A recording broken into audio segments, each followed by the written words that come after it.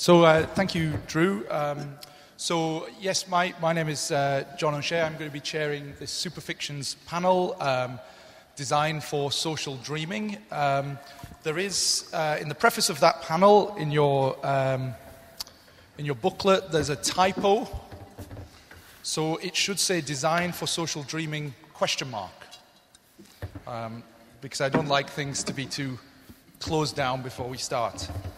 So my background, I'm an artist who has been aware of these practices and watched with interest the emergence of design fictions, speculative design, design for interactions over the last several years. Particularly, I think I really became very aware of this practice around 2008 with the Human Futures program at FACT in Liverpool. And I suppose I've watched with great interest the way that these sets of practices have started to appear more and more out in the world, in the world of contemporary art, on the internet, on blogs, and all this kind of stuff. So I'm delighted to be able to introduce our three speakers. First will be Tobias Revell, who is a visiting lecturer at the Royal College of Art. He is also a designer. Following Tobias will be Alexandra Daisy Ginsberg. Daisy is an artist, curator, and designer as well. Daisy curated the Grow Your Own exhibition. Not Grow Your Own exhibition, Grow Your Own, which was an exhibition at the Science Gallery in Dublin, which was fantastic. And Daisy also has a book which is available, a limited edition is available today. Is that correct? Which is, I'll get the title right because it's the first time it'll be said, Synthetic Aesthetic, which I'm sure will be amazing. And finally then, Koert van Mensvoort from the Netherlands. Koert is the initiator of the Next Nature Foundation, which is a network of practitioners and they work in a kind of research perspective to how nature or our ideas of nature are changing.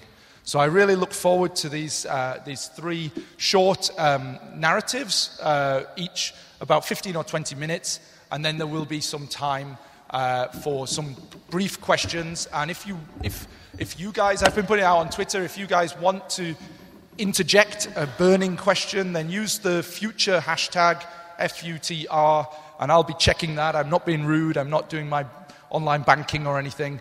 I'll be checking that to see if anything's coming from the floor. So without further ado, Tobias, you have the stage. Thanks, John. Hello. Hi, good to see you.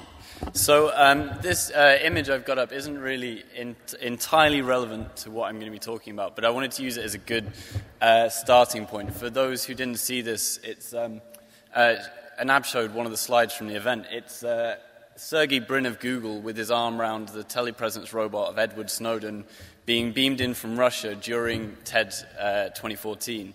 And if you talk to Anab, she'll talk to you about this idea of a new normal, a kind of new fluctuating standard for what we can expect from normalcy. And if you talk to Scott Smith, who's here as well, he'll talk about the idea of superdensity, the kind of confluence of people and events and things that result in these kind of events where strange, very dense things happen. And to me, this image is kind of a Yalta level of superdensity. And like I said, it's not really relevant necessarily to the talk. I'm not going to talk about any of the people specifically or their ideologies or their technology or anything. I just want to use it as a kind of baseline for reality. You know, it's sort of, that's the level of unease we should all be feeling when those three people are together in that situation. So I'm going to start with this film. Quickly, this is Microsoft's Future Vision from 2009. It's one of the most famous corporate design fictions ever produced, probably one of the first. Most people have probably already seen it. It's very nice. It's very clean. Everything works. There's no battery problems in this future. There's no connectivity issues. Nothing smudges. Nothing's broken.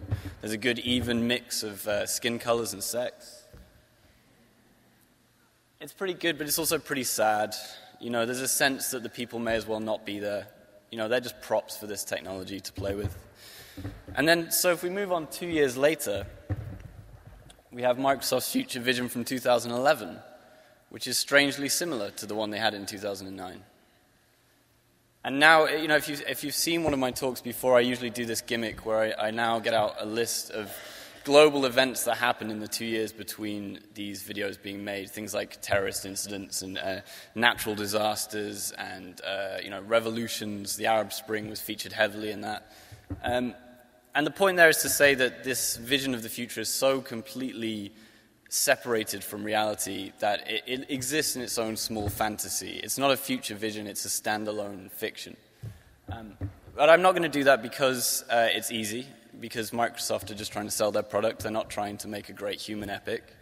And because this was 2011, and the first one was 2009, and that's a long time in technology. In 2009, we were all really excited about smartphones. Right, we've all moved on from this. So I wasn't going to do it until I found out that they did one in 2013. And I thought, what the hell? So I got a list. So this is 2013, Microsoft's Future Vision, 2 years after 2011. In that time, the launch and landing of Mars Curiosity, the world's first bionic eye, world's first 3D printed ear, the discovery of the Higgs boson, the formal end to the Iraq War, Iran and the EU entering a war of trade embargoes around Iran's uranium enrichment program, North Korea conducting its third underground nuclear explosion, revolution in Yemen, Mali and Guinea-Bissau. The French later got involved in Mali. September 2012 saw a series of terrorist attacks against US embassies in Germany, Switzerland and Libya that led to the death of the ambassador there. There was the Boston Marathon bombings. November 2012 saw escalated Israeli-Palestinian violence that led to the deaths of 145. Charles Taylor was found guilty on 11 counts of war crimes. 1,000 people died in a renewed Central African Republic conflict. 85 people died in a tropical storm in the Philippines. Later, Typhoon Bopha killed another 1,067 in the Philippines. Hurricane Sandy killed 209 in the US and the Bahamas. Flash floods killed 5,000 in India. Floods and landslides in Rio killed more than 1,000. There was that massive meteor strike in Russia that looked really cool. No one died, but it looked really cool. 500 factory workers were killed in fires in Karachi and Lahore. 1,129 were killed in that factory collapse in Bangladesh. 56 were killed in school shootings, including the 28 of the Newtown massacre. Rolling blackouts in India left 620 million Indian citizens without power at the end of July 2012.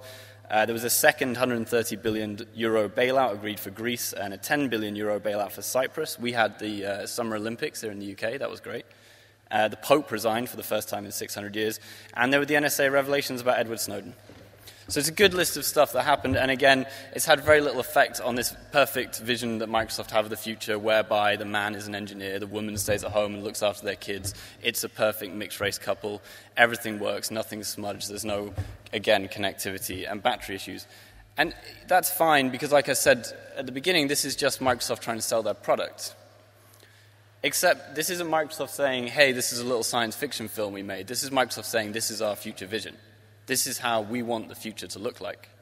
And that's kind of concerning when we can't relate to this at all, and yet something like Minority Report feels so real and goes on to inform, you know, since it was made, 2002 goes on to inform the last 12 years of technological journalism. How often do you see a headline that says, hey, that thing from Microsoft's future vision is almost real now?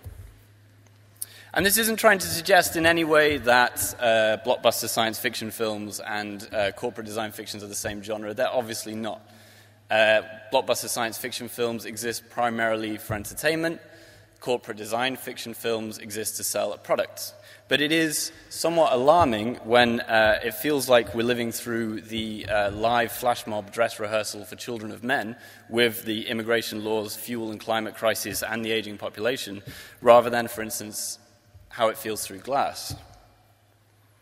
So this is a problem that's more than just having an exaggerated sense of life. It's more than Google just saying, as soon as you have glass, you can suddenly sculpt ice, fly a plane, go in a parachute, you spend every day on the beach with your dog. It's because, to me, it's devoid of the monstrous. And I'm kind of here today to make a case for the monster. Nick Foster wrote this excellent essay in Core 77 that I recommend checking out. He called it The Future Mundane, and he basically set 3 rules for any vision of the future. I'm going to read them out. First, the future is filled with background talent. Stop designing for heroes. They're not real, and even if they are, they fall right outside the bell curve. Perhaps we should look past Bruce Willis and design for man at bus stop, girl at bar, and taxi driver. While this approach is less aspirational or sexy, these characters are much closer to the humans to whom you are telling your story. When your goal isn't entertainment, you don't need a hero. 2, the future mundane is an accretive space. An LED TV atop a vintage table, a PlayStation next to a 60s vase, an iPad in a leather bag. If industrial design is in the business of making stuff, then we need to understand that this stuff piles up, favela-like. Rule 3, the future mundane is a partly broken space. For every miraculous iPad, there are countless partly broken realities, Wi-Fi passwords, connectivity, battery life, privacy, and compatibility, amongst others. The real skill of creating a compelling and engaging view of the future lies not in designing the gloss, but in seeing beyond the gloss to the truths behind it. I'm not really here to make a case for these rules because any decent designer, futurist, or fictioneer knows these either explicitly or inherently. They're just a part of the practice. You know, if you're lying and making up impossible and unrealizable futures, then you're doing the wrong thing. And I don't have to make that point. I want to go further and suggest that we need to think about the necessity of the monstrous in our design fictions. Because if we're going to look at fictionalizing our designs, then we need to recognize this. Because in literature and film, one of the reasons that they're so successful is the history of the relationship that literature and film have with the monster.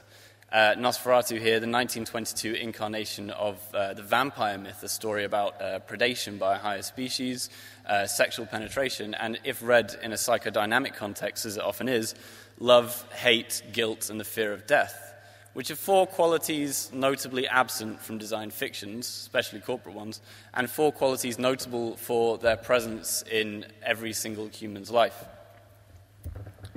The Frankenstein monster is an even better parable for science and technology. Victor Frankenstein masters nature to create the living from dead flesh, and in doing so unleashes the beast on the terrified villagers below. There's a huge amount of symbolism and analogy in it, such that it's been almost continuously remade and adapted since its original release, usually into different forms, and usually with the fears of the time. Dr. Strangelove is a kind of continuation of the Frankenstein story, with Dr. Strangelove becoming Frankenstein and the nuclear bomb becoming his monster. But the monster doesn't necessarily have to feature center stage. The monster could just be lurking in the background. Life is constantly stalked by hidden anxieties, things like being able to pay bills, seeing the in-laws, or even like climate change. And we must at least recognize the lurking presence of these monsters. Alternatively, we could fully understand them and bring them as close to the light as we can and actually begin to understand how they're made, how they're constructed, how they function, and what their material components are. But that's not to say that we can ever really predict the monster or that we can understand how and why it behaves in such a way. It brings with it what psychologists refer to as the dreaded outcome. And that's not to say that the monster should ever be a dystopia either. A dystopia is as misleading a fantasy as a utopia. It's abstract and unachievable. And therefore you can't engage with it and can't have a serious conversation with it. And neither should the monster be idolized or admired or romanticized in any way, because it does, after all, cause suffering and pain to people. So how does this start to look if we start to actually design this?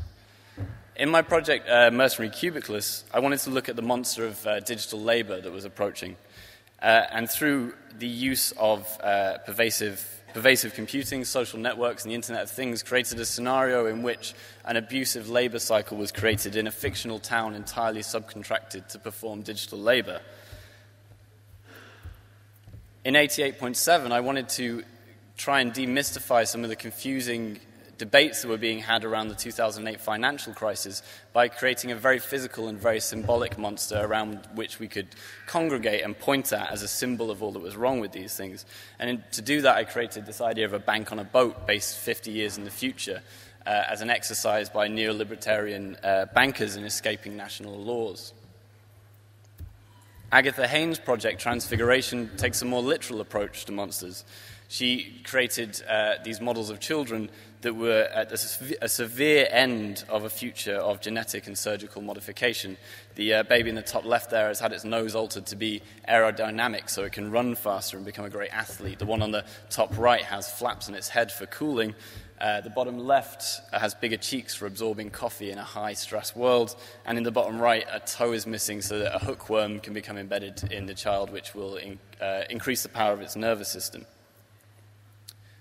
And then something like James Bridle's drone shadows, again, start to physicalize a very real and very present monster, and an actual monster that is a threat that strikes fear into the hearts of thousands of people around the world by bringing its physical representation onto our streets and by pacing it out so that we can start to approach it and understand its scale and position.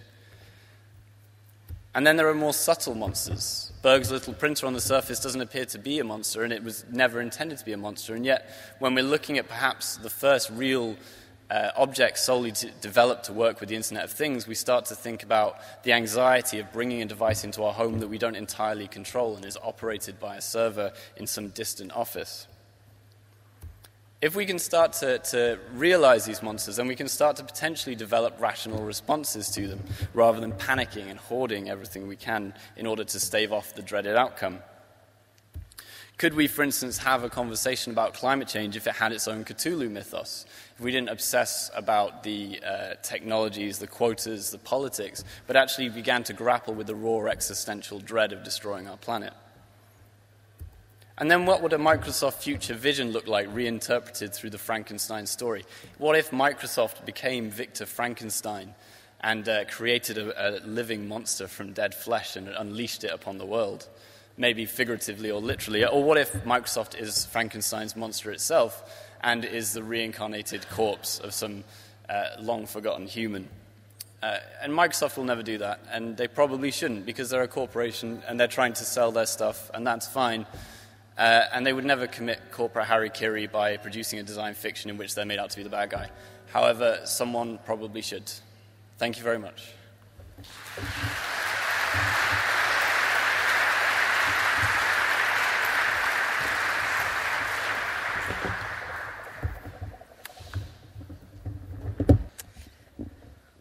No Frankenstein monsters here, but with this title, you never know. So it's great to be part of this panel about fictions, but I'm going to talk about something along the line of fiction, the future.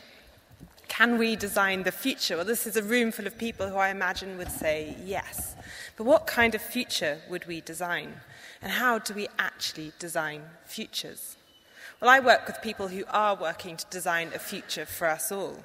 And they're not futurists or designers, but scientists and engineers in labs around the world.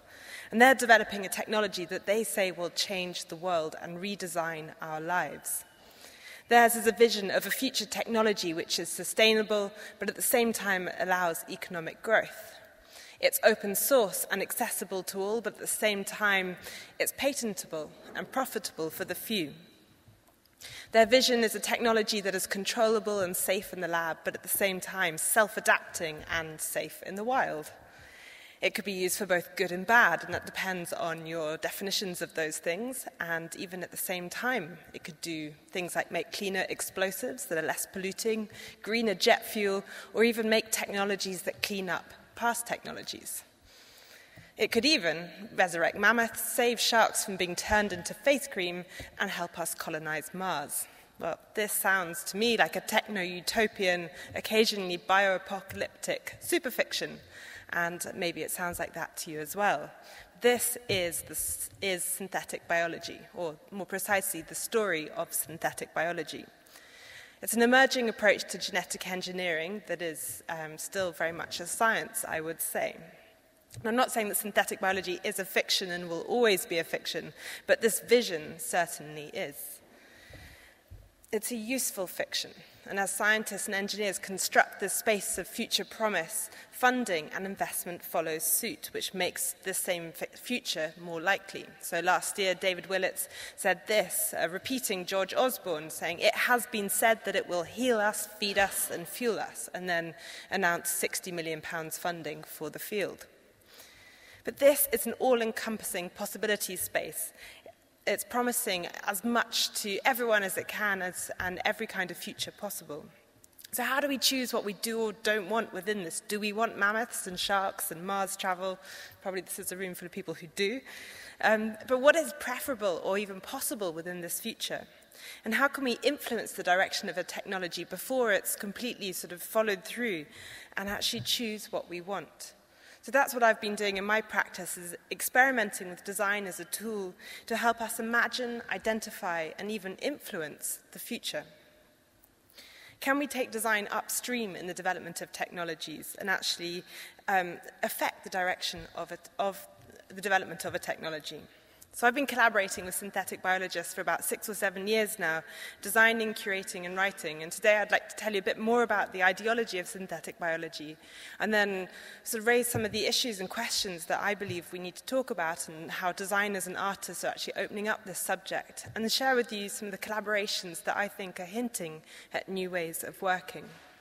So I'm saying that synthetic biology is the fiction here. I just want to make that clear, that what we're doing is real. So this is the panel of Superfictions, and I'm trying to create kind of different understandings of that definition. So this is real. This is a plate of bacteria covered in engineered E. coli, who were engineered by undergraduate students back in 2004 for something called the International Genetically Engineered Machine Competition, or IGEM. And they engineered them so that they go dark when they're exposed to light, like photographic film. And they called it E. coliroid. This was a decade ago, and synthetic biology now looks a bit more like this. It's pretty complex. This is the refactoring or redesign of chromosome 5 from the synthetic yeast project, which hit the news last week. You may have read about it. Even my dad called me up to tell me about it. How is this different to genetic engineering, and does it matter? Well, if you are a synthetic biologist, you might say traditional genetic engineering does this. This is a winter flounder. You might take a gene from this, put it into a tomato, and make a cold-resistant tomato. Synthetic biologists see this as like a bespoke one-off thing, a bit like making a suit.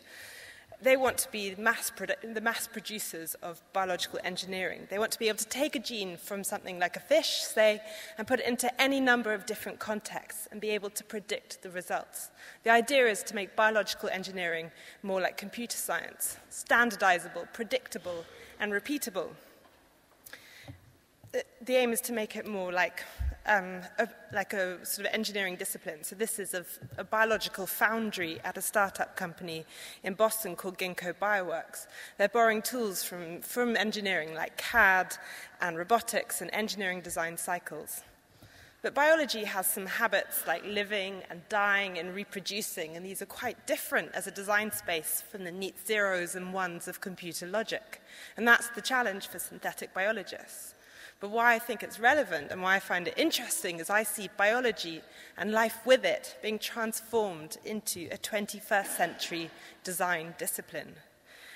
And as an emerging field, there's little precedent for what we mean by design. And so I think it's a great space to actually test out ideas for new design approaches as the field is being shaped. Because at the moment, it's about this, solving existing problems, doing things like making the same kind of fuels that we already have so that we can continue to live in the same way that we do now. And I see this as disingenuous. What's being promised is a disruptive technology that is actually also promising to disrupt nothing. So I think we not only need to solve the problem, how do we make yeast make jet fuel, but we need to look at this question and ask, are we designing the right future? And if this isn't the right future, then what kind of future do we want to design before we embark on possibly the biggest engineering project that we've applied to nature yet?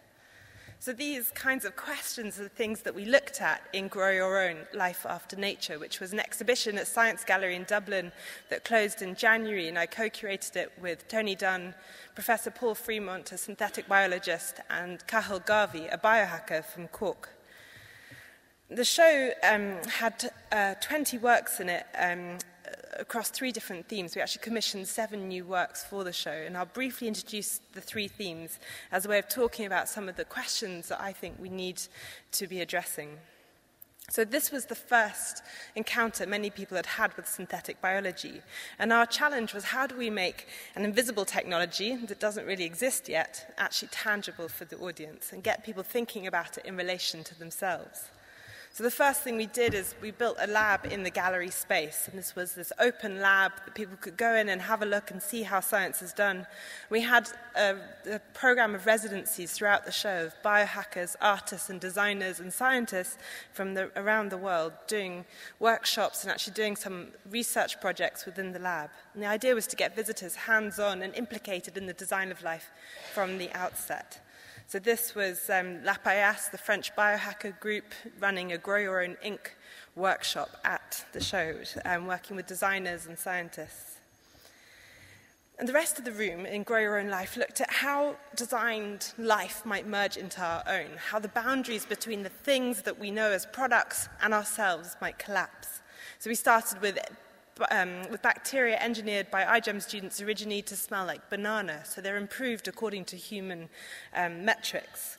We had cheese made from human body bacteria, which I'll go into more later, and animals designed to survive in a fictional world, in a human world, and cities hacked with architectural parasites. So this is not real, this is Tobias's work, New Mumbai. And that was actually something really important to us, is that we had fictions alongside real living things, modified and unmodified. And it was also really important to us in curating the show that the boundaries and what was real and what wasn't real was clear. So Science Gallery has an amazing team of student mediators who actually explain all the works and are in the gallery at all times, because we didn't want people to leave with a misunderstanding of what's actually happening in the technology. So if this room asked us to test where our limits lie, the next room, Grow Your Own Machines, asked the audience to think about the idea of the machine itself. So living things were part of machines for thousands of years. We're used to the idea of an ox cart or ox plow or a horse cart. But now synthetic biology is saying, well, maybe living things are becoming the machines themselves. Maybe this idea of the mechanical machine will just be a blip in history, this weird coal and oil era that we lived in. So the projects in this room looked at the idea of the machine, from designers using bacterial workhorses, like growing things from kombucha and designing new kinds of manufacturing processes, to designers working with scientists to actually to identify soil bacteria that produce interesting coloured pigments and actually then create the patterns on the cloth themselves. So this is the work of Natsai Audrey Kieser that was commissioned for the show, where bacteria are actually printing and making the patterns. The other works in this room were fictional, sort of looking at the idea of biological machines as organs, that's Circumventive Organs by Agatha Haynes, and even bacteria making gold. And the final piece in this room, which for me sort of flipped the idea on its head, was a machine that printed life itself. So it was a work by Oren Katz and Koert van Mensvoort and Ionat Zur. There's actually a protocell printer, or following a 100-year-old protocol to actually print life, or a notion of it. So it was the culmination of many different ways of looking at the machine. And in the final room, Grow Your Own Society, we looked at something that I think is incredibly important for us as designers and to the wider community to think about. Synthetic biologists aren't just designing the organisms, they're actually designing the social frameworks as well. They're responsible for designing the legal frameworks, the standardization kind of protocols and everything around it. So science and society can't be separated. So the projects here looked at everything from intellectual property and piracy, like this is Common Flowers by BCL, which is an amazing project where they reverse hacking commercially available genetically modified carnations that are made by a Japanese company called Suntory, and actually using DIY plant techniques to hack the plants so that they can release them into the commons. So the same kinds of problems that we've seen in other kinds of technology with ownership and piracy could well be relevant for biotechnology as well. Other projects in this section looked at privacy, politics, and activism as well. And I'll finish by talking about a project of my own that was in this room, which looked at this relationship between biodiversity and synthetic biology. called Designing for the Sixth Extinction. It came about because of a conference I attended last year called the Future of Nature, where biodiversity experts and conservationists met for the first time with synthetic biologists. This is a really interesting conference because it was a bit like a first date where these two communities are sort of walking around trying to work out, are they friends or foes? Are they going to get on? Can they help each other? And something really interesting came out of it was this, for me, was this diagram that I drew afterwards was synthetic biologists are busy looking forward, trying to make new biodiversity and kind of invent new kinds of life forms to save humanity. Meanwhile, the conservation experts are looking backwards, trying to save everything that ever was and not allow anything new in. And conservationists describe what we're going through now as the sixth extinction. This is the sixth great extinction event in the history of biology. And one of the proposals that came out of this conference was, well, could we use synthetic biology to save nature? So this project came out of this idea of could we tolerate rewilding, so releasing animals into the wild to save nature, but using synthetic organisms. So this is a bit dark on the screen, but this is an imagined very biodiverse forest, and if you start to look closely, there are very unusual organisms in there. And I imagined a future where companion species have been designed to preserve biodiversity. So each one was described in terms of a patent description. They're described as machines. This is a bioremediating device that's designed to neutralize acidic soils. The drawings kind of describe the different features that they have and aspects of them like genetic kill switches, so that they just die when they're used up and with limited lifespans. This is a kind of fungus that's used to cure the pathogens that cause sudden oak death. And the idea behind this was it was all based on real bits of research that are coming out. So this system, I imagined, is designed on an expanded DNA sort of language. So there's scientists at the moment trying to expand DNA to 6 bases rather than 4 to make things safer. Apparently, this might work. And this was a strange infection in trees that would trap pollutants and viruses.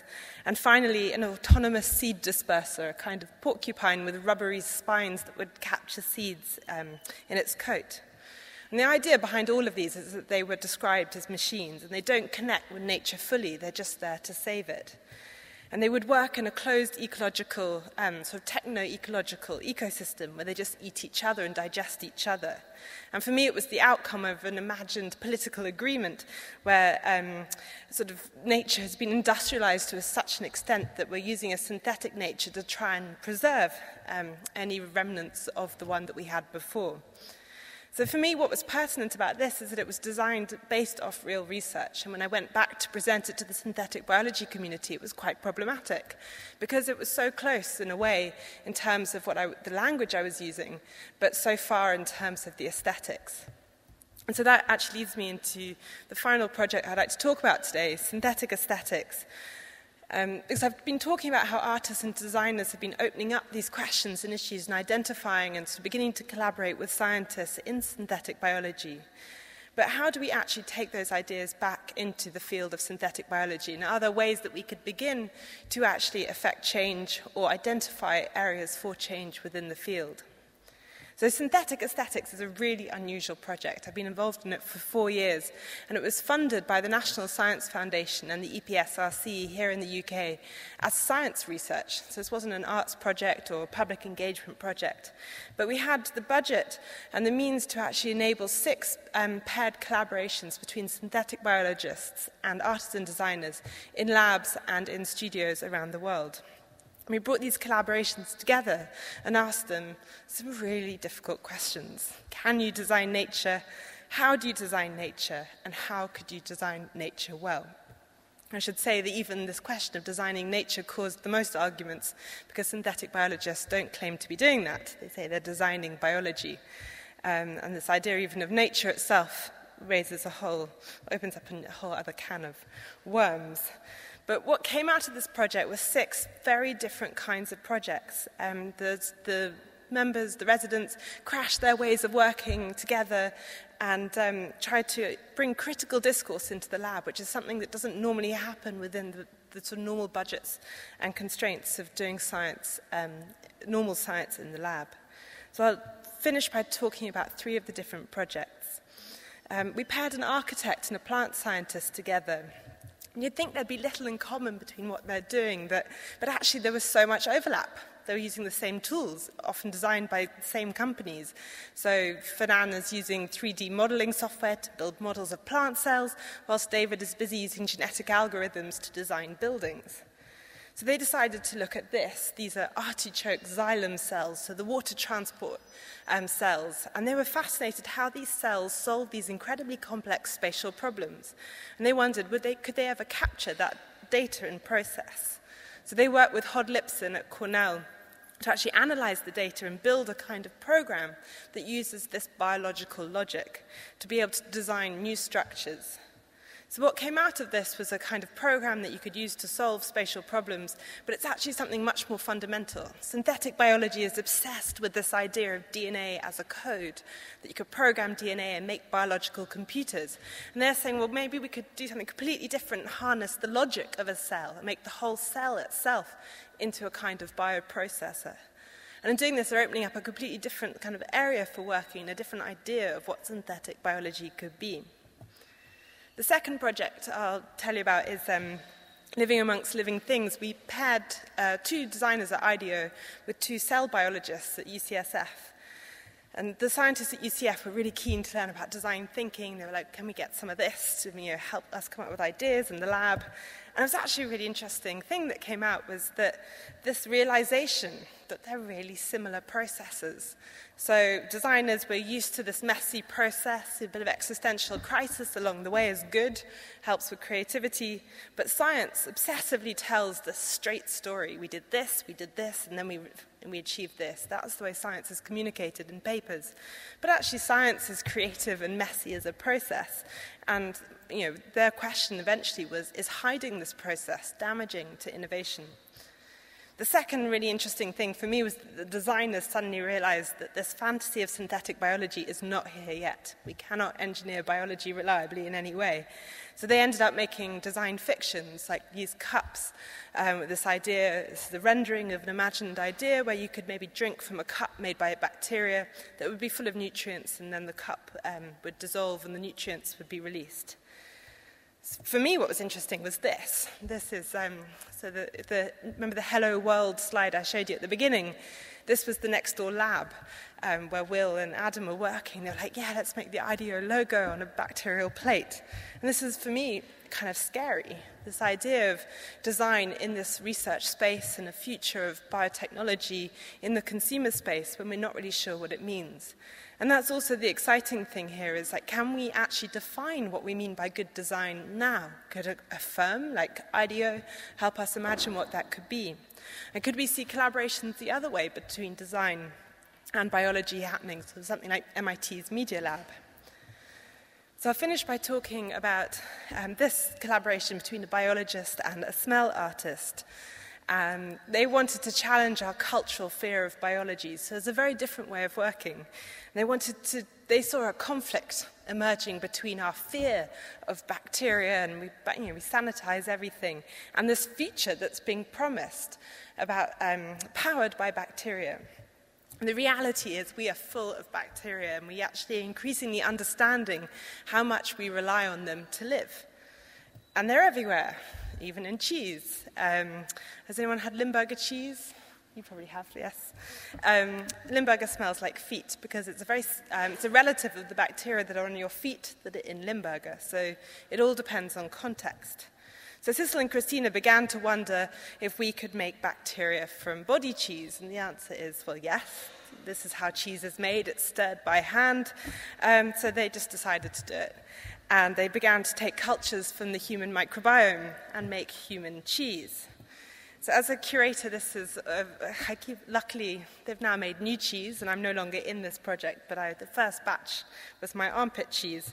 And this is in Dublin. Safely, we had celebrity art cheese in Dublin. It was amazing. We had Hans-Ulrich Obrist, who's on the right there, as cheese. Michael Pollan, had Olafur Eliasson. They were like very good, very special cheeses. But what's really important about this project and what the international press, including the Daily Mail and Time magazine, everyone picked up on this. What was so important was this idea of it's disgusting, like context is everything. And the idea of something being out of context is what this project raises. The idea of isolating technologies from the ecosystem they sit in is not possible. So whether this project kind of makes us think, well, we are what we eat, and in a synthetic biological future, we eat what we are, or whether it's more about thinking about technology in a symbiosis and an ecosystem, for me is what's so important about this project. So that's a little taste of what happened in synthetic aesthetics. Our book is published this week.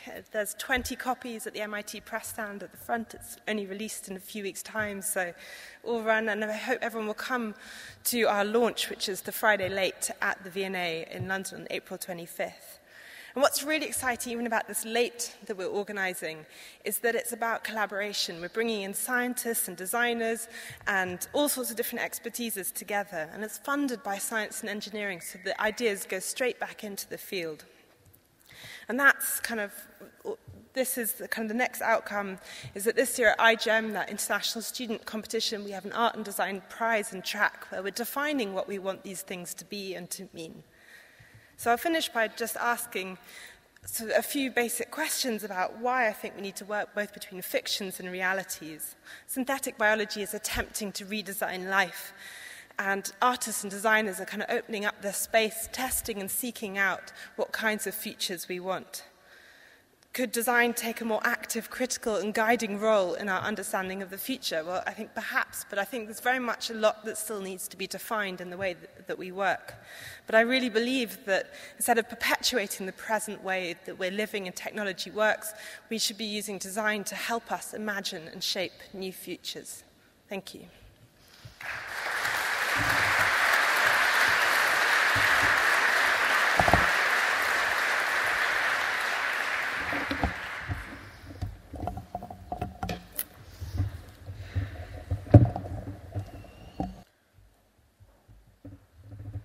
Okay, so in the next 20 minutes, I will be giving this very collage-like lecture. I will start by showing some speculative projects. Then I will make an argument that, well, actually I will ask you to radically think differently about what nature and technology are, to shift your mind about it, 90 degrees. And then I will end with a model on how technology becomes nature in 7 steps, and what artists, designers, technologists, and even politicians and marketeers might learn from that. But first, let me introduce myself. So, hello, I am Mensvoort, and I'm an artist, I'm a scientist, I'm a designer, I'm an engineer, I'm also a philosopher, I'm a producer, I'm a doctor, I'm a blogger, so I guess in the end I am a bit of an amateur. Definitely as an artist I'm an amateur. This is one of my paintings. Yeah, I was watching the Bob Ross Joy of Painting series on television, although in my landscape things looked a little bit different. As a designer, I already for years designed speculative products. This is an example of a product I did for the Coca-Cola company. Organic Coke, and we know the day that this product hits the market, a certain development of green has reached its summit. Actually, I've made over the years so many projects that I made a whole supermarket. And this is a little commercial for the Nano supermarket.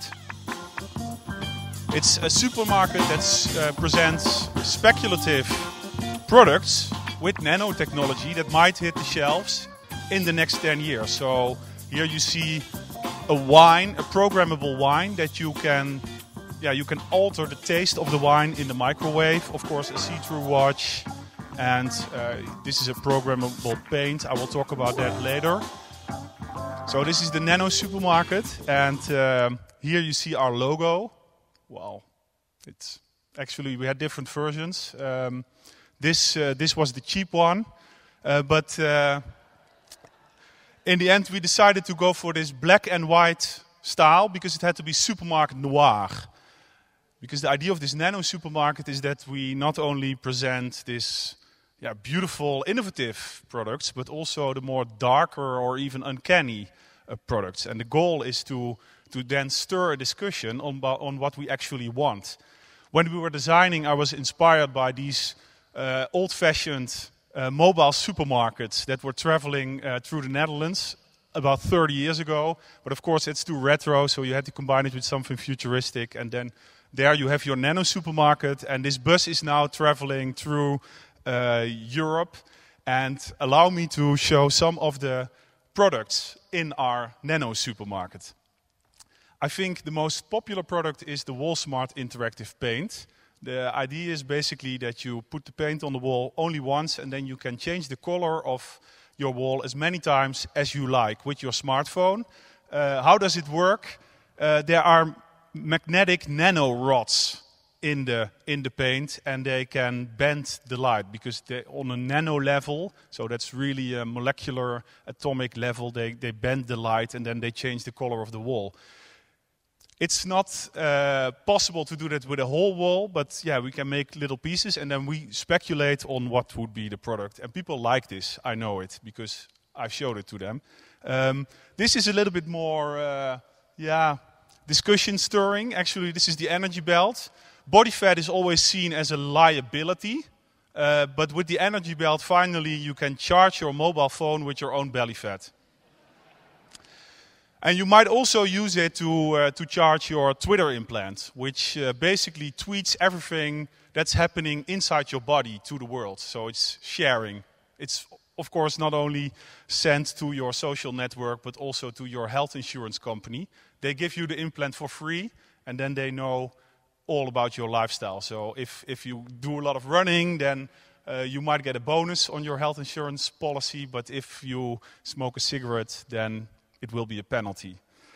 This is a bit of a dystopian product, but we also have beautiful, more utopian products like this Latro lamp. It's an eco-friendly lamp which uses algae as an alternative solar panel. And these are the Rayfish shoes, and for this product we actually also made a commercial, which I will now show you. Basically the idea of the company rayfish.com, and you can go to that website now, is that using synthetic biology, they were able to decipher the DNA of stingray fishes, and on the website you can then design your own fish. And after the pattern that you design grows upon the fish, which after a good life in the fish farm is turned into this unique, personalized, bio-customized sneaker.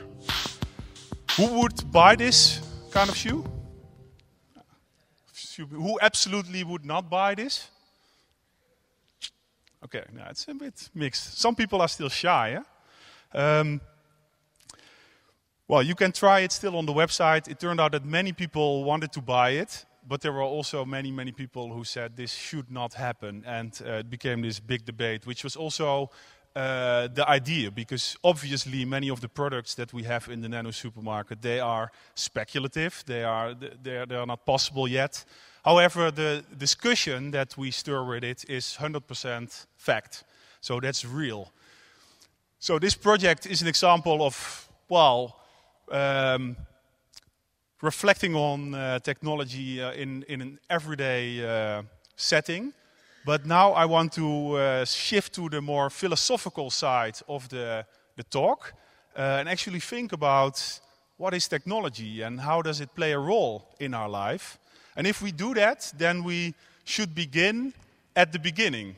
So, it's now about almost 5 billion years ago since our planet came into existence. And at first it was just this lonely rock floating in space. It had a geosphere, but it took 3 billion years before the biosphere emerged on planet Earth. And then 1 billion years later, mankind arose. And with all our human activity, I believe we are now causing the rising of a technosphere, a whole new sphere on planet Earth. And just like the biosphere builds upon and interacts with the geosphere, also the technosphere builds upon and interacts with the biosphere.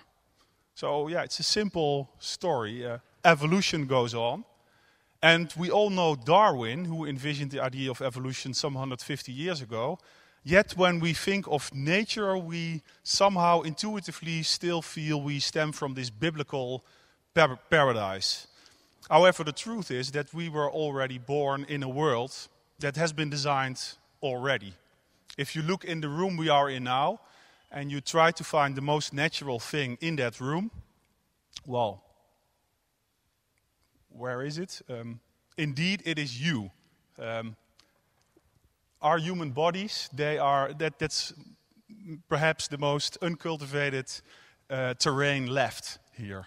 And nowadays, young children, they know more logos and brands than birds or tree species. Not only in the Western world.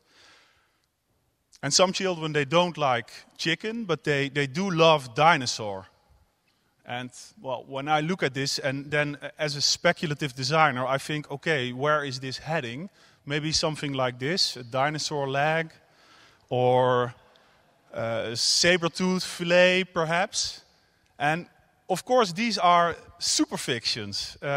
They are surrealist images. They're crazy. They're not real. They're absurd.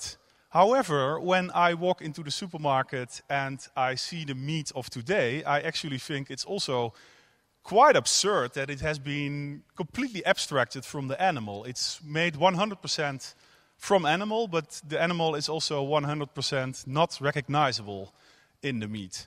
So to me, this is also quite absurd. And yeah, then we're used to this right now, but well, that might also change. So what will be the meat of tomorrow? This is one of the projects I'm working on now. Here you see a home meat incubator. And this is playing on the emerging technology of in vitro meat, growing meat without having to slaughter an animal. Just take a few cells and then you can grow them in a petri dish, and in the end you can make a hamburger from it. And last summer the first lab-grown hamburger was presented in London, but that's just a hamburger. And for me, as a speculative designer and as a creative person, I think growing a hamburger with this new technology, it feels a bit like a horseless carriage. You know, you have this whole new set of tools, and then you make something we already know. So what else can we make? I decided to explore the whole design space of what might happen with in vitro meat, and this will be the in vitro meat cookbook with 25 recipes which you cannot cook just yet. Allow me to show some of the visions we have. So yeah, of course you need to have the dodo nugget, the extinct animal turned into a nice nugget. Also knitted meat might be an option. If 3D printing a steak is still too difficult, but we can make long strings of meat, then we could knit it in a sort of nostalgic fashion. Transparent sashimi. It will be softer than the best sashimi you have ever tasted. Pure from the lab. Or how about the meat flour? Because I think the vegetarian alternatives, they often try to mimic meat. But yeah, if you start to grow meat from scratch, then you could also mimic vegetarian products. This is a Chinese-style meat flour. You put it in a boil, and then it opens up, and you have this nice dish. Rustic in vitro, it relates to old-fashioned hams, but inside there's a very advanced bioreactor that grows the meat. Or what about the bone utensils? Because if you grow meat in the lab, then you will never have that feeling again of eating meat from a bone. So we might 3D print bone utensils so that you can still feed your inner caveman, so to say. And one final example, I guess the most extreme, is the in vitro me. Daisy already talked about cheese from human material, but if you make meat, you can make it from animal material, but you could also have this bioreactor on your body and then grow a piece of meat on your body and wear it like a piece of jewelry, and then at this very special moment together with your loved one, you might offer a piece of your body and you have this nice meat medallion. Who would like this? There are a few extreme connoisseurs in the audience. There's the question, would we like it? But there's also the question, can we do it?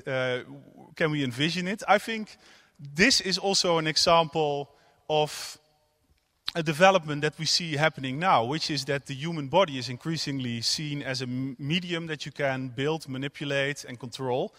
And this will go, I don't know where. I'm not sure. Don't worry, this is speculative. It's a Photoshop, it's a science fiction, don't worry. But metaphorically, I think this image is very true. Because it illustrates one of the most important stories of our time today, which is that we are now living in a time in which the born and the made are fusing. Born things and made things, they are blending together. And as a result, also nature and culture are fusing. Although I think we should be more specific in that. I actually think nature and culture, they are shifting. And allow me to elaborate that with a simple graph. If we put on one axis born versus made, and on the other axis, we put controlled versus autonomous. Then I've now created 4 quadrants, and we can put all kinds of things in there. So in the born controlled area, we would put things like a rainbow tulip, a bonsai tree, a genetically modified banana or chicken. These are born entities, natural entities that are completely controlled by humans up to the level that we hardly think of them as nature anymore. However, still, there's also a lot of born nature left beyond our control. Viruses, volcanoes, lightning, the sun. We don't have any control over the sun. It's still so much bigger than us, and this also makes us modest, I think, as mankind. Then on the made control side, cars, telephones, a robodog, a light bulb. Not that interesting, but here in this upper quadrant, things become more interesting. Traffic jams, digital networks, computer viruses, and the financial system. These are examples of made entities that are growing beyond our control, up to the level that we think, what's happening? And now my argument is that we used to think of these 2 quadrants as nature, everything born. But this is now slowly but steadily shifting to thinking of nature as everything that's beyond control. And then in this 4th quadrant, we have a nature caused by people, or a next nature emerging, that we created it, but we don't really control it. And this is a big shift, because typically we think of nature and technology as separate, like day and night. But yeah, here you see that our technologies can grow beyond our control and be naturalized in a way. Or perhaps the message is this very simple: nature changes along with us. And once you have this new perspective, you also see nature in, well, different places. So here are a few examples from my own life where I noticed, like, what is happening? To begin with, these are all the razors I used in my life. So I started when I was 17 with this simple stick. It had 2 blades. And this morning I shaved myself with this 6-bladed razor with a battery and a LED in it, and it looks a bit like a vacuum cleaner. And I wonder, is this evolution? Is it innovation? Is this improving my life? But many people will say, no, it's not evolution because we made it. But perhaps then we should judge it as a co-evolution. And perhaps we could read this as an example of how we are now, as a human species, co-evolving with our technologies. Like the bees and the flowers also co-evolved and need each other to propagate. The term biodiversity has already been mentioned. You read in the newspaper that biodiversity is decreasing, but then I walk into the supermarket and I see this enormous amount of biodiversity. Perhaps technodiversity is a better term, but what is the balance between the decreasing biodiversity and the increasing technodiversity? Today there are already more patents filed on the planet than there are known species. So what is happening there? Is it time that we start to look also at the financial system as an ecosystem in its own right? And if we do that, what could financial engineers learn from farmers and gardeners who have extensive experience in dealing with semi-autonomous ecologies like weather and climate? And how will we guide its growth? How will we guide the growth of this phenomenon? This is a very famous image. I don't know if everyone already knows what this is. It's not some solar nebula or star nebula far, far away, much closer than you think. This is a map of the internet. Every computer or every mobile phone plotted as a dot and all the lines between them plotted, and then you get this, well, beautiful structure, and it feels like a natural phenomenon to me. But we made it. So like the fish who don't know it's wet, we are swimming in our technological environment, and often it becomes invisible, and we also don't know how to cope with the new technologies that are emerging. So in the last few minutes, I want to share this model that I have invented on how to understand how technology can become nature. It's called the pyramid of technology, and it's inspired on the famous Maslow pyramid of needs, the hierarchy of human needs, envisioned by Abraham Maslow in 1943. The idea is quite simple. You have all kinds of needs, physical needs, safety, security, social contacts, self-esteem, self-realization, and every lower level has to be fulfilled before you can reach a higher level. So a schizophrenic tramp will be at the lowest level, whereas most of us are somewhere in the middle, and perhaps the nurse that helps the tramp is even at a higher level. Now the simple question is, if we would try to make such a pyramid for technology, what would be the lowest level at which a technology can exist? Well, certainly this has to be the envisioned stage, because every new technology starts in the human mind. Before you can have a prototype or something operational, a technology has to be envisioned. An example of a technology that's envisioned today is the quantum computer. People are working on it, but we don't have a prototype yet. We might have it one day, but that doesn't always happen. Like, for instance, the time machine. It has been envisioned for ages, but I have not yet seen a prototype.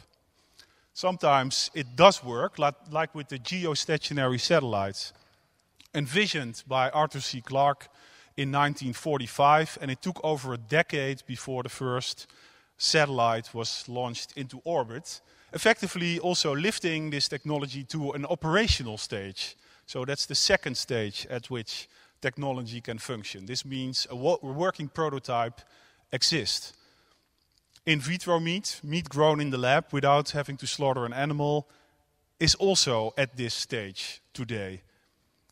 It could go up, I'm not sure. It might also be stalled in this same stage. Once a technology rises, it becomes applied, available and affordable. And there are many examples of technologies that are lingering in this applied level for ages, like for instance solar panels. They have been applied for a very long time, but it also took a very, very long time before they became cost-effective enough to be placed. And they're also competing with other technologies, like nuclear technology. It's also applied for a long time, but has difficulties in rising to a higher level because of the risk of disaster, pollution, and they are a bit, well, struggling in a fight. Then again, some other technologies, they just rise into level 4, the accepted level, within a few years, like the cell phone. Also the car, the television, or a GPS system is at the applied level. It's part of everyday life. And personally, I'm already this kind of person. I can no longer navigate without the GPS. So for me, the GPS already went into the vital level, which means it's hard to live without. Technologies that operate at a vital level, when you remove them, you will have a crisis. So that also means we have to be very keen on which technologies we allow on that level.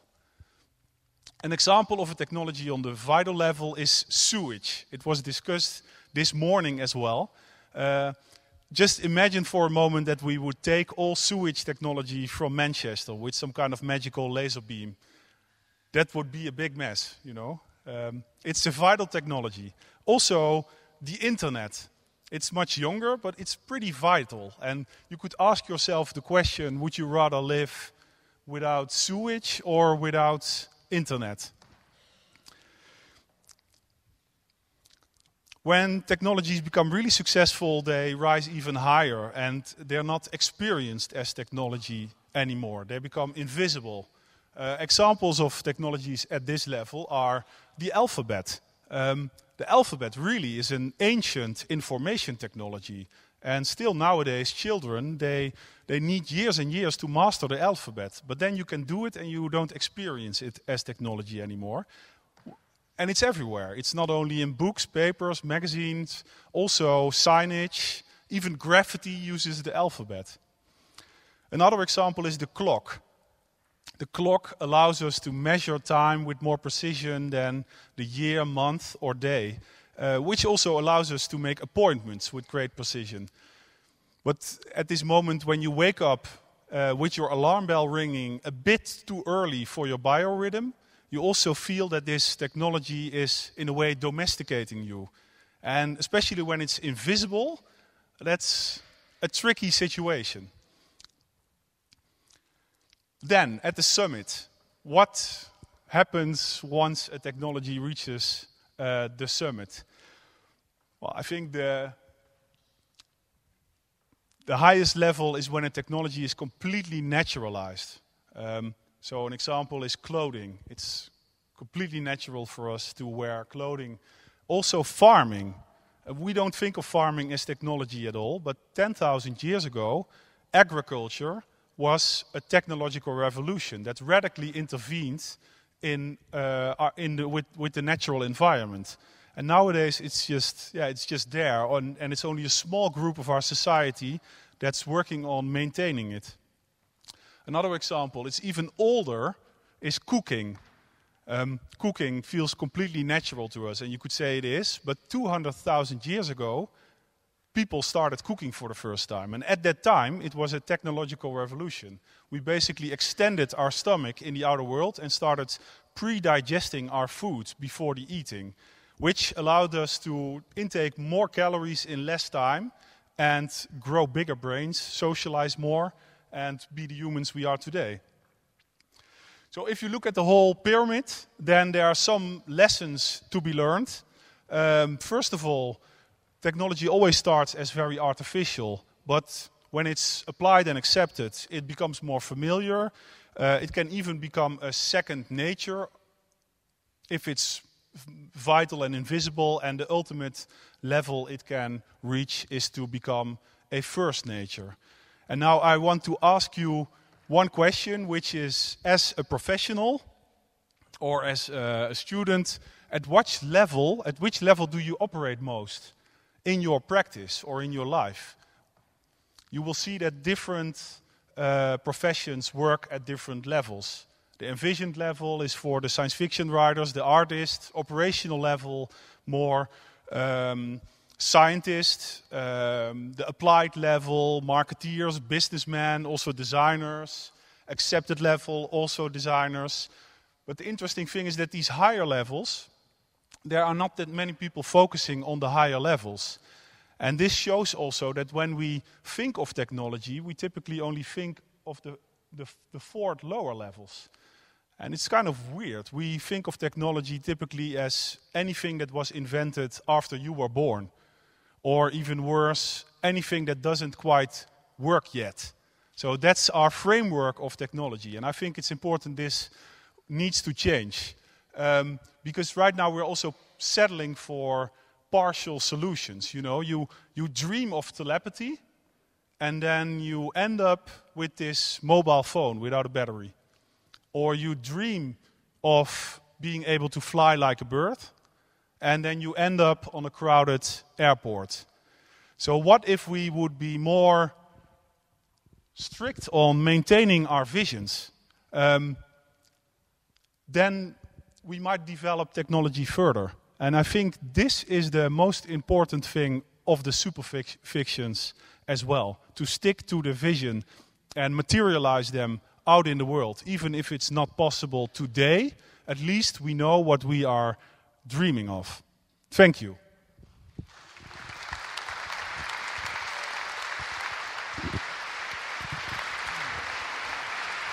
Hello. So thank you very much, Koert and Daisy and Tobias, for a very enlightening set of presentations. This session, this part of it finishes at 4 p.m., so we've got about 5 or 6 minutes just to have a little quick exchange on those different perspectives. So there were some questions which came over Twitter and some personal inquiries that I would have as well. Oh, by the way, just to mention, when I came on this stage, I had a newspaper under my arm. I'm not just some lazy person who's just got that. This is also a work of design fiction, which is one of the major commissions of the FutureEverything Festival in collaboration with the National Football Museum, which is a newspaper from 2018 produced by Near Future Laboratory, and you can pick those up here as well. So we're not just talking about these things have been made and shared during the festival as well. My first query, so in your presentation, Daisy, at the kind of end, and I'm going to be paraphrasing you slightly here, so it might be wrong. You said that in fact we should be using design to shape the future. And there was a question from the floor from Scott Smith, the Near Future Laboratory, I think, intrigued to say, well, okay, how does that happen? You have experience of working with scientists and engineers and things like this. How does that happen that that designers can move from the imagined space into a space that has agency in the areas of policy, architecture, infrastructure? How can that work? It's a good question, Scott. I think that's what we're all trying to do. I mean, I don't think any of us are doing it yet. I think we've been doing it for a long time. That's what architecture has always done, is make visions. And in a way, to the work that we're doing with synthetic biology or the kinds of projects that you're showing, we're attempting to work out what the language should be. And I don't think it's fully successful yet, and I think we just need more experimentation. So I'm not saying we've solved it. In a way, I think we're setting up a problem that we can now start to test out different ways. So it's open. Are there any other perspectives on that, or? Yeah, I want to share that I think there are many paths, but what's important to notice is that it's not institutionalized at this moment, not really. And typically within institutions where then the scientists are working on real stuff, there's not too much openness towards dreaming. And of course in Hollywood you can dream away. And these are still seen as separate bubbles. And I think it's important that they marry more. I think it's also a natural thing to happen, but somehow they were split up. Okay, and I'm going to go on. I have a question for Tobias. So, Koert, you showed us the shoe, which was the synthetic biology sort of stingray thing, which was then farmed to make a shoe. And you asked, who would buy that? And I put my hand up. And my reason for putting my hand up was that I suppose, for me, I'm someone who actively tries to avoid killing animals. But at the same time, I find myself wearing leather shoes. And I'm very much aware of the inbuilt irrationality and hypocrisy and contradictions that sort of make up the experience of being human.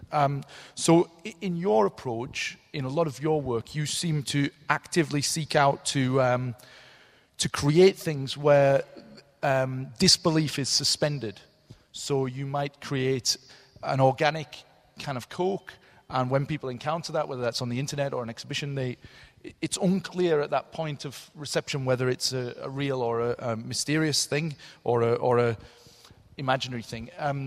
But Daisy, with your Grow Your Own, the exhibition, you mentioned that you'd actively sought to make sure that the audiences were aware which things were real things and which things were proposed things. So I thought that was quite interesting differences of approach. So I'm quite intrigued in your thinking in that. I think it's a development of I'm a graduate of Design Interactions. I'm back there doing PhD, another graduate there. And I think there's definitely a shift in the, rather than hoaxing, how do we actually make people understand that it's not real, but that you can either suspend disbelief and then work from there. So because hoaxing is coming from this kind of lineage of like adbusters and using the language of advertising really, and culture jamming.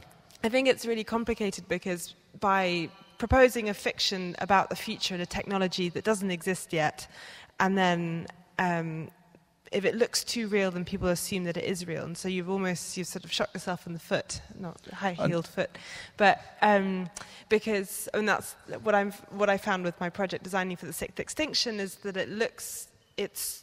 the idea was to try and make it look almost like fantasy, that there's no way that anyone would mistake it for real, but then the synthetic biologist came back to me and said, well, people are going to think that we've already done this and it's real.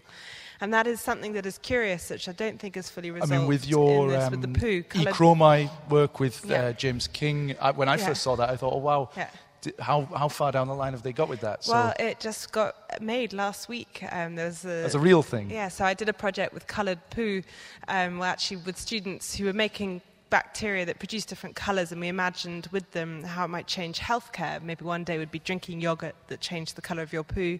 Last week, scientists at Harvard published a paper where they've programmed gut bacteria to detect and record signals. So that was something 4 years ago around that time that is a reality now. This is a newspaper from 4 years in the future, so we'll see what happens there. I don't mean to leave you out, Tobias, sort of on the other side here. So just on that question of something being real or not real, and that's something that recently I saw in another talk you gave, where you've had some interesting sort of thoughts on that subject. Would you like to offer something on to that? I agree with what Daisy said. The hoax as a method for communicating with people can be really problematic because you put them in the wrong frame of mind. And also I found with the project of mine that Daisy showed, New Mumbai, a lot of people thought that was real, and I still get about 1 or 2 emails a month from people asking where they can see it, and they feel kind of cheated when you tell them it's not real.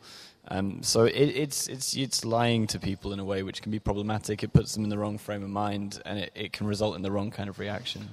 But at the same time, so when Microsoft show their thing as well, people probably think that's probably real as well for a bit. Yes. So, jump in. Sorry, I probably should point out that I didn't mean to just pick on Microsoft for a whole 20 minutes. It's easy, but not cool. But I think this is the space that needs to be worked on more because we watch a movie and we know that it's not real. We enter into a contract. Most people didn't think that Gravity was really shot in space. I think there was one Mexican journalist who did.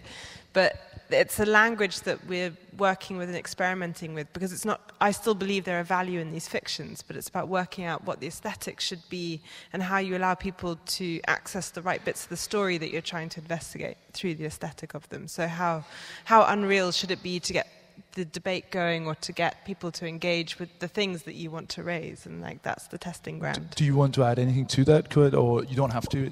No, well, I'm also not interested in tricking people, and it's always very important because some of the projects, at least there was this tension that it wasn't disclosed that it was speculative, but in the end I always seek closure and clearance on what the objectives were. And of course the language of some of this work, so you discussed the in vitro meat, and Mark Post's work is something I follow very closely, and I would contend that I don't think that that's actually a lab-grown hamburger. It's made using connective tissue, it's not made using actual muscle, so sometimes it's language and framing which is putting people in a certain perspective. So I have one more thought from the audience, which I think is almost like a little bit of a criticism of which I think we should maybe try and absorb or respond to, is somebody put forward that all of us are from Western Europe, and we're in one way there was, I don't think it was a criticism actually. It was like, so this is like a little bit like a presentation of the contemporary anxieties of Western Europe being projected. And a curiosity I have is how do we, if we are trying to build the future, which is a future for the whole of the planet, how do we ensure that actually a very diverse range of voices and contributions and anxieties enter into that future and that shaping? So my first point about that would be that it is entirely true. It's speculative practice is still largely very Western centric and very European. There's some growing fields in Afrofuturism and Gulf futurism, but they have their own problems. Then the 2 points are that it is a very young approach and a very young field, and it is starting to spread. There are new practices popping up in other parts of the world, and it's being exported. Anab, who spoke first, is Indian. She's an Indian immigrant into the UK. She's very keen on exporting the practice back to India, and she does in Superflux. And so there are inroads or outroads being made out into other parts of the world. And I guess the final point would be that you can't really, you could, but you shouldn't deny the importance of Western influence on the rest of the world. If you can start to change the way that Western people, who are the largest, I say Western, developed world consumers consume, you start to have a trickle-down effect that affects the rest of the world, for instance. Add to that final point, I mean, if you think about the biofuel problem, all these big companies and governments who are investing in synthetic biology to turn yeast, make jet fuel, that is all sugarcane that is being grown in other parts of the world that go into that process. So part of what we're doing is saying, well, what other systems and models should there be? So there are lots of different aspects of this, but none of these decisions work in isolation. But what is happening here is the investment at a huge scale from governments and corporations. So that is something that we can do. I just want to say I think it's a very important critique. I absorb it, and I'm working on it. Thank you. So, and I think someone's saying we need to finish or something like that. So, thank you, Koert and Daisy and Tobias. Thank you very much. I think everybody, I thought that was amazing, fantastic presentations, and really interesting range, a diverse range of practices. So if we could have a round of applause to bring this to a close.